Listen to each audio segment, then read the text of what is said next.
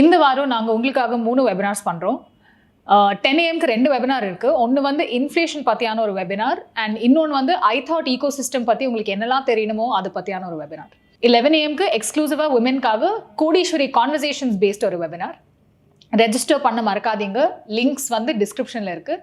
So வெபினார்ஸில் பார்க்கலாம். வரியே கட்டாமல் வீடு விற்ற கதை. மும்பையில் ஐஐடி இருக்கிற ஏரியா போவை, அதுக்கிட்ட ஒரு கப்பல் வீடு வாங்குறாங்க, ஹஸ்பண்ட் அண்ட் ஒய்ஃபும். வீட்டில் ஆளுக்கு 50% ஷேர் கொடுத்து வீடு வாங்குறாங்க. இது நடந்தது 2002. 2017 இந்த ஹஸ்பண்ட் என்ன பண்ணுறாரு, அவரோட பாதி ஷேரை அவர் ஒய்ஃபுக்கு கிஃப்ட் பண்ணிடுறாரு. ஸோ வீடு மொத்தமும் அவர் ஒய்ஃப் தான் ஆயிடுது, அவங்க சொந்தம் கொண்டாடுறாங்க.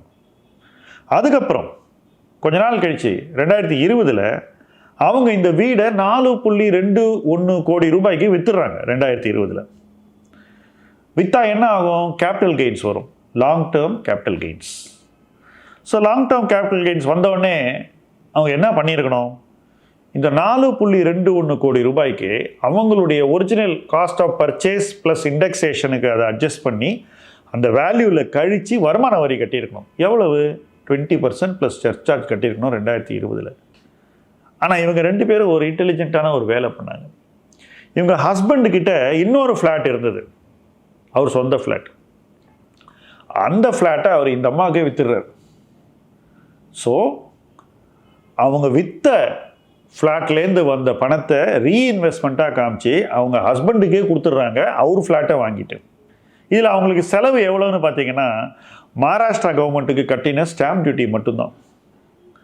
அது எனிவே ரொம்ப கம்மி மகாராஷ்டிராவில். ஸோ 22% டேக்ஸ் கட்டுறதுக்கு பதிலாக குறைஞ்ச ஸ்டாம்ப் டியூட்டியை கட்டி ஹஸ்பண்டோட ப்ராப்பர்ட்டிலே ரீஇன்வெஸ்ட்மெண்ட் பண்ணிவிட்டு டேக்ஸ் கட்டாமல் இப்படி வரல காமிச்சிட்டாங்க.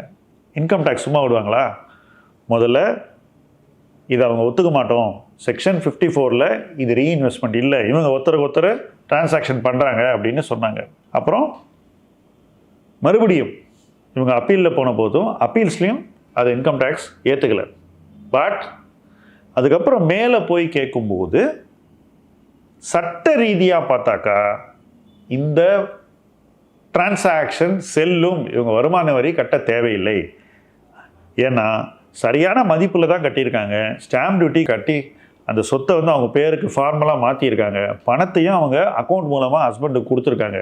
அதனால் இவங்க பண்ண மொத்த டிரான்சாக்ஷனும் சட்ட ரீதியாக செல்லும். அவங்க ஹஸ்பண்டை வாங்கினாங்கன்றதுனால ரீஇன்வெஸ்ட்மெண்ட் பண்ணாமல் இருக்கக்கூடாது அப்படின்னு எந்த சட்டமும் இல்லை. யார்கிட்ட வேணால் அவங்க வீடு வாங்கலாம் அப்படின்னு ஃபைனல் வேர்டிக்ட் வந்திருக்கு.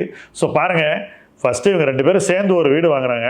அந்த வீடில் பாதியை ஹஸ்பண்டு ஒய்ஃபுக்கு கொடுக்குறாரு. ஒய்ஃப் விற்று 4.2 கோடி சம்பாதிக்கிறாங்க.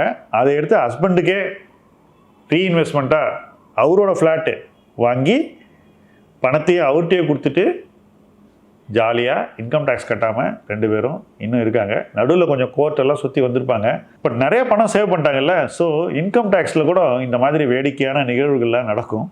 இந்த நிகழ்வு பாம்பேயில் நடந்திருக்கு. இதை நான் சமீபத்தில் ஒரு நியூஸ் பேப்பர் ஆர்டிக்கலில் படித்தேன். நீங்கள் படிச்சிங்களா? இந்த மாதிரி இன்னும் நிறைய சுவாரஸ்யமான விஷயங்கள் இருக்குது. இருந்தால் நீங்களும் அதை கமெண்ட் செக்ஷனில் எழுதுங்க. தொடர்ந்து இணைந்து பயணிப்போம். முதலீட்டு களம் உங்கள் களம். நன்றி.